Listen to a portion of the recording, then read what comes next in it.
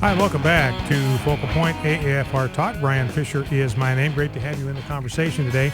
888-589-8840 is the number to call, 888-589-8840. And I'd be particularly interested in hearing from callers who have had some personal experience with Obamacare or with the effects of Obamacare. Maybe you tried this morning to sign up. You went on the exchange and you tried to do some comparison shopping for a health insurance policy. Maybe you've had your hours cut from above 30 hours a week to below 30 hours a week because of Obamacare. Maybe you've lost a job because of Obamacare as your employer trimmed back in order to anticipate the consequences and the impact of Obamacare. And maybe you lost your insurance. Maybe your insurance is gone. Your company said we no longer can provide health insurance for you. You're going to have to go to one of the exchanges to get it. Or maybe your insurance rates, your insurance premiums took a monster hike. Like to hear from you, 888-589-8840. Any personal stories with Obamacare? I want to play a couple of sound bites here real quickly, but before I get to that, this question occurred to me yesterday. And I'm going to take time to walk through some of what Andy McCarthy said about defunding Obamacare through what the House does. And to give you the short version, it's very, very clear in the Constitution that every appropriations bill must begin in the House of Representatives. An appropriations bill, a funding bill, cannot start in the Senate. It can only start in the House of Representatives.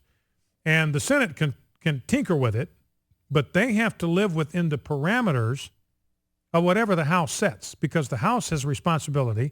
And this was deliberate by design from the Founding Fathers to put the purse strings closest to the elected officials that are closest to the people.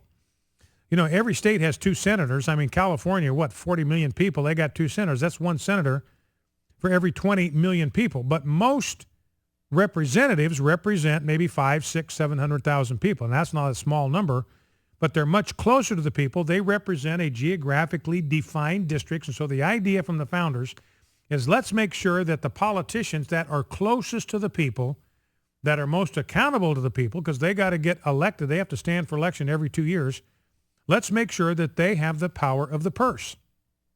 So remember, no money can be drawn from the Treasury except based on legislation that is appropriated by law. It has to be done according to legal fashion.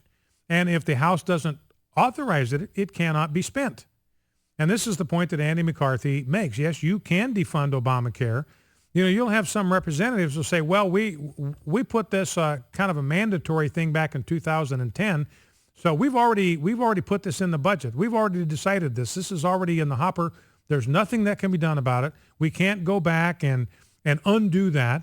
That decision's already been made. That train has left the station. There's not a single solitary thing that we can do to stop Obamacare. In fact, you've got President Obama saying basically the same thing. Rob, let's go to clip number 2, the first of the 2 Obama clips in that. No. I want to go to let's go to clip number 3, because this is where President Obama basically says that. Let's listen. So let me be clear about this. An important part of the Affordable Care Act takes effect tomorrow, no matter what Congress decides to do today. The Affordable Care Act is moving forward. That funding is already in place. You can't shut it down. This is a law that passed both houses of Congress, a law that bears my signature, a law that the Supreme Court upheld as constitutional, a law that voters chose not to repeal last November, a law that is already providing benefits to millions of Americans in the form of young people staying on their parents' plan until they're 26, seniors getting cheaper prescription drugs,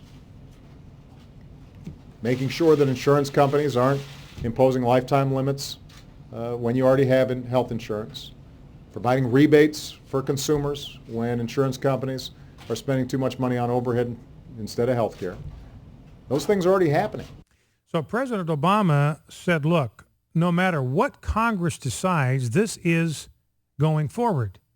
The Affordable Care Act is moving forward. That funding is already in place. You can't shut it down. So he's saying, look, you can't shut Obamacare down with a continuing resolution. Then let me ask you this question, because I hear this from both sides of the aisle. I hear Democrats saying, can't shut it down with a continuing resolution. Can't happen. Funding's already in place. That money's already obligated. It's already funded. We can't undo that. You hear Democrats and Republicans saying exactly the same thing. You can't shut it down with a CR. Then here's my question. If you cannot shut down Obamacare through a continuing resolution, then why did anybody fight the continuing resolution? Somebody answer me that question. If it's irrelevant, if it is useless, if it can't do anything, if it can't stop anything, if it can't prevent anything, then why did everybody fight it? I still have not gotten a decent answer to that question. Why did people fight it? Well, what it tells me is that even the Republicans who were saying we can't do anything through a continuing resolution, they really didn't believe it because they voted for it, number one. And, number two, I've had some information coming from Capitol Hill that the explanation they give for why the Democrats fought the continuing resolution is that the continuing resolution that was passed by the House and sent to the Senate did, in fact, go back and defund all of Obamacare. In other words, what this information is, we actually did in the CR exactly what we're talking about. It defunded Obamacare, even though we were telling people you can't do it that way. Even though the Democrats are saying you can't do it that way, we did it in that Graves bill, the first one that went over. We defunded Obamacare, and that's what hacked them off. It was effective. It would have worked. It would have done the job no matter what anybody else says. Now, Andy McCarthy, 888-589-8840, number to call. Now, Andy McCarthy saying this. Now, I want to take a couple minutes to do this, and this is important because I think you need to understand what the Constitution provides with regard to this is extremely important. So this is our little constitutional lesson for the day. Andy McCarthy says the framers did not assign authority arbitrarily, that is in the Constitution. Rather, supremacy over a given power was assigned to the component of government best suited to control its exercise in a free republic. Military tactics are reserved to the president. Consent to the president's appointments of high public officials is reserved to the Senate.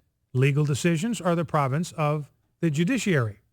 And spending, he says, is the prerogative of the House, not the Congress, the House. Let me repeat that. According to the framers, according to the founders, according to the Constitution, as we have it in front of it, spending is the prerogative of the House, not the Congress, the House.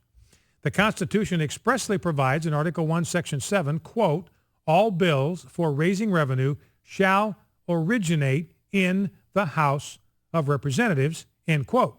This origination clause applies to all spending legislation. As the clause elaborates, when the subject at issue involves spending public money, the Senate, quote, may propose or concur with amendments as on other bills, end quote, but it may not instigate spending. The Senate can tinker within the spending limits set by the House, but it must live within those limits. The continuing resolution to fund the government, which is the legislation at issue in the current controversy, is no exception. The Senate is not permitted to originate spending as Majority Leader Harry Reid did on Friday when he hosed off the House bill and sent a substitute over. James Madison said this, the House of Representatives can not only refuse, but they alone can propose the supplies requisite for the support of the government. Again, James Madison, the House alone, all by itself, the House alone can propose the supplies requisite for the support of government. That's the money that the government needs to operate. Putting the House in charge of spending was not an idle choice. As Madison elaborated, the purpose of the origination clause is to put the, quote, power of the purse, end quote, firmly in the hands of, quote, the immediate representatives of the people, end quote. Government has no resources of its own. It has only what it confiscates from the citizenry. So let's put the people that are in charge of the federal purse, let's make sure they are as close to the people as humanly possible. Let's put the representatives in charge of government spending, the government budget. Under the Constitution, any funding in the continuing resolution must not only be approved by the House, it must originate in the House. The House has declined to provide funding for Obamacare. Therefore, all this stuff that's going on today, ladies and gentlemen, it has absolutely no authorization. Every last bit of Obamacare stuff that's going on today, all of these exchanges, all this software is supposed to be up and running, all these navigators, all these people are supposed to be answering the phones, not a single bit of that should be going on. It is all flatly unconstitutional. They have no authority to spend that money because the House has declined to provide funding for Obamacare. Therefore, constitutionally, it cannot be spent. Just another sign of how far out of touch we are with the founding principles. Andy McCarthy deals with the issue of mandatory spending, talking about the fact that people argue that under decades-old federal budget legislation, Congress has no decision to withhold entitlement spending. The spending, they say, is required by the authorizing legislation itself. It does not require any separate appropriation and can be reversed only by a separate repealing act of Congress, passed by both houses and signed by the president. That's what a lot of Republicans have been saying. Hey, nothing we can do without the Senate, without the White House, nothing we can do. This is what President Obama said today. You can't do it. This has already been authorized. In essence, they claim that by passing Obamacare 3 years ago, the House has already originated the funding in today's continuing resolution. The contention fails for several reasons. To begin with, it should be obvious that the so-called Affordable Care Act that authorized Obamacare is not self-executing. Washington can call it mandatory, but if new spending approval were unnecessary, we would not be at a stalemate right now. And that goes back to my point. If you can't defund Obamacare through a CR, then why didn't they just sign it and move on and just say it's irrelevant, can't stop it, be happy to sign it because it's completely immaterial.